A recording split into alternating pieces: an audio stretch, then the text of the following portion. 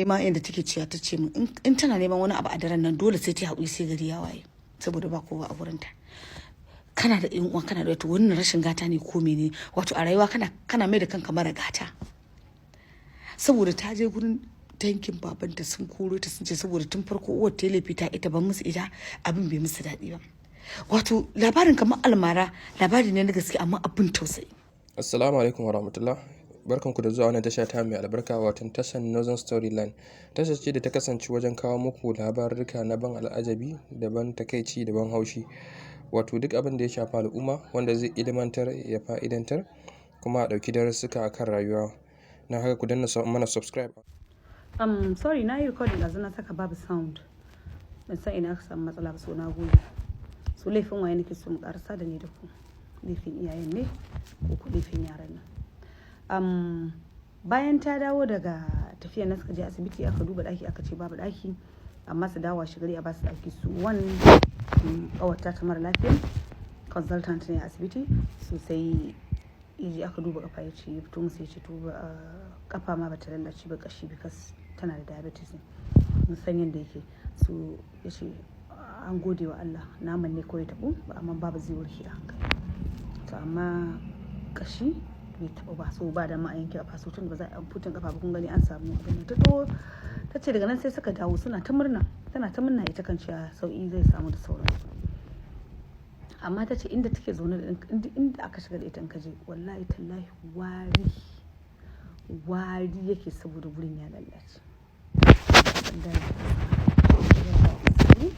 sai kansa yana wannan irin warin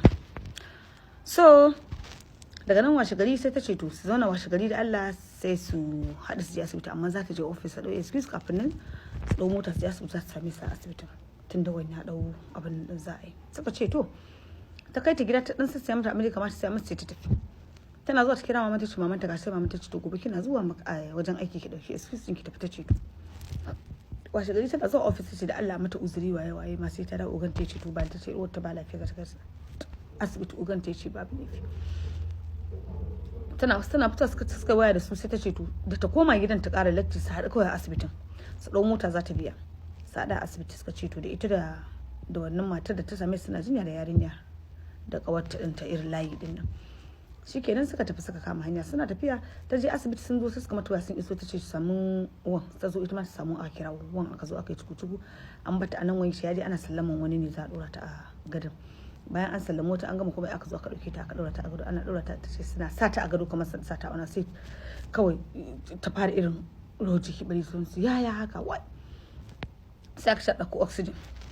kamar numfashin ta na tafiya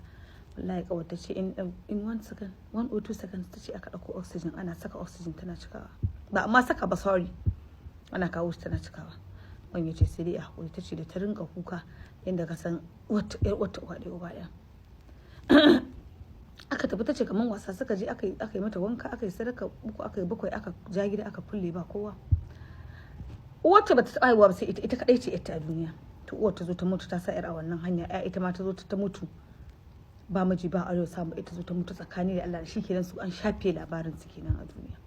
yan uwanka sun da karɓa kai ina ma yan uwan su ke abin tausayi Da fatan kun shirya tsaf don ci gaba da jin wannan labari mai matuƙar ban al'ajabi. Wato wannan labari akwai darussuka masu ɗimbin yawa da za a ƙara da su. Shikenan ta ce da ta dawo suna sauka afa driver ya dauke ta ce ba za ta wuce gida ba kawai bar ta dawo gidan ta duba ta ga me ke faruwa jikin ya yake sai su wuce. Tun gidan suna ta kira mamanta a wace ga abin da yake faruwa mamanta ce yayi daidai kar ta wuce gida ta je ta same ta ganta. Tana zuwa ta ce wani abu da ta gani sai da isa ta kuka. Ta ce wai yanzu gidan su wance ne a haka gida ba kowa to uwa ta mutu mai tara mutane kuma to ta samu kauta ta ita kadai da ta je gidan ta ji gida a bude dama za ka same shi a bude kofa sai ta shiga tana shiga sai ta same ta ita kadai a gida a kwance kuma ciwo irin serious ciwo din nan har baka iya tafiya amma kai kadai a gida ta ce sai da ta mata hawaye ta ce wani sassa a jikinta ya kumbure ba ta iya komai da shi tana kwance ta ganta ce kawai ta sa kuka ta ce la ilaha illallah ta ce wani irin abu ne ta yi shiru ba ta magana ta ce ta ce ba kya shan magani ne ta ce ai wai ta sai magani daga tana sha waye kai ta tashi ta ce me za a baki, ta ɗaga ta kanta ta ce kamar ya shekara ba a mata kitso ba. Ta ce sai da ce kuka faɗa ta kanta abin tausayi. Ta ce wa yake zama da ita? Ta ce ba kowa ke kaɗai gidan nan. To ta ce ba ku san inda abin yake ba ma. Sai da ta shiga makotansu ita kawai ta je ta kira wato da suke zama wai take dan kula ta zo ta same ta makota suka shigo suka same ta da ta je ta kira ne sai yan uwan suka biyo ta yan makotan suka biyo ta. Aka zo aka zauna ana magana. Ta ce ya na ganta ita ce wallahi wata budurwa a gidan da take kula da ita. Ta ce wallahi da zafi za mu zauna mu yi ni da ita. Ta ce zama da ta so mun tafi gida mu dan ci abinci mu dan yi waye. Sai kawai ta ce mamakin da ta bata to an mamar lafiya shi kadai shi kuma sai suka ce in suka zo tun safe suke zuwa su zauna ita suna mata aikace da wata mai aure a gidan da ita kuma baba ta ce a gidan kawar ta ce ita kawar layi din nan. Ta ce to ya jinya take? Ta ce idan suka zauna da ita tun safe har mangarba budurwa ta ce za ta yi bako saurayi za ta yi ta kula saurayin ta ce dole ta samu saurayin ta so za ta batta ita kuma ita ma wannan mai aure in suka dan bata abinci ta ce dan wanda suka girka suka bata ta ci ita kuma mai auren ita ma mijinta zai zo za ta koma to daga nan sai su batta sai su kulle ta a gida sai da safe su bude ta. Jama'a wato abin anan shine ma inda take cewa ta ce in tana neman wani abu a daren nan dole sai ta haƙuri sai gari ya waye saboda ba kowa a wurin ta. Kana da yan uwa kana da wato wannan rashin gata ne ko menene wato a rayuwa kana mai da kanka mara gata saboda ta je gurin tankin babanta sun koro ta sun ce saboda tun farko uwar ta laifi ta ita ban musu ita abin bai musu daɗi ba.